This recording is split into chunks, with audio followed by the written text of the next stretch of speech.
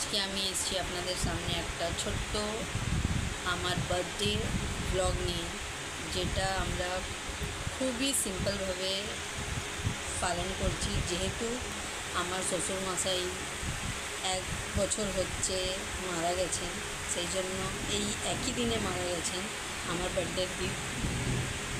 আমি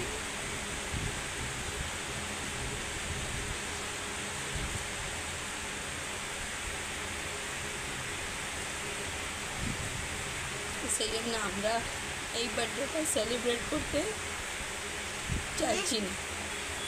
যেহেতু আমার বাচ্চার খুশির জন্য ছোটো মোটো একটা সেলিব্রেশন করছি।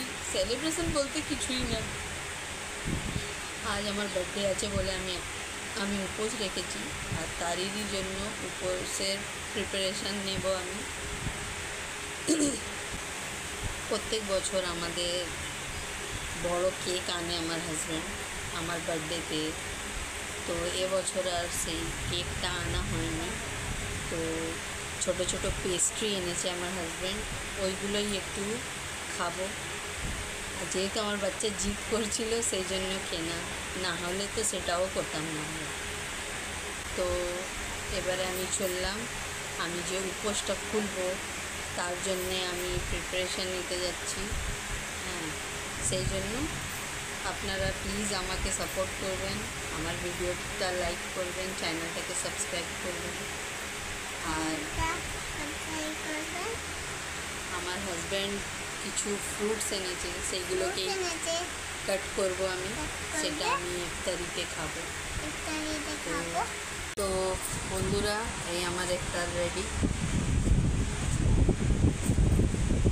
আমি এটাই খেয়ে আজকে নিজের রোজা খুলব।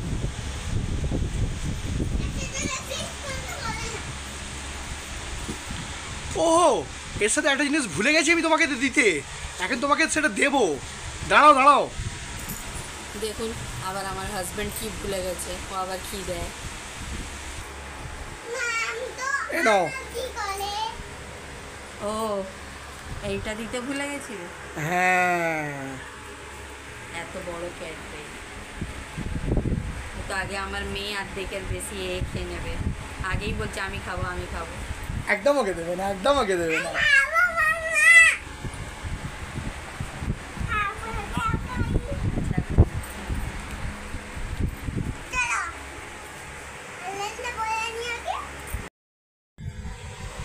এই আজান হলেই আমি এই ইফতারিগুলো খেয়ে আমার রোজাটা ভাঙবো।